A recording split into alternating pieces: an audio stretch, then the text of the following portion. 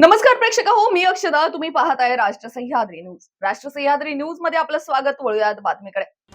नाशिकमधील पेठ रोड येथील हॉटेल नमन जवळ रामसृष्टी अपार्टमेंट स्वामी विवेकानंद नगर येथे अज्ञात व्यक्तींनी आज पहाटेच्या सुमारास 2 दुचाकी वाहनांची जाळपोळ केल्याची घटना घडली आहे. या घटनेमुळे परिसरात भीतीचे वातावरण निर्माण झाले असून परिसरात सीसीटीव्ही बसवण्यात यावे तसेच अशा घटना पुन्हा वारंवार घडू नये यासाठी उपाययोजना करण्यात याव्या अशी मागणी परिसरातील महिलांनी केली आहे. दरम्यान अज्ञात व्यक्तीविरोधात म्हसरूळ पोलीस ठाण्यात गुन्हा दाखल करण्यात आलाय. पुढील तपास म्हसरूळ पोलीस करत आहेत.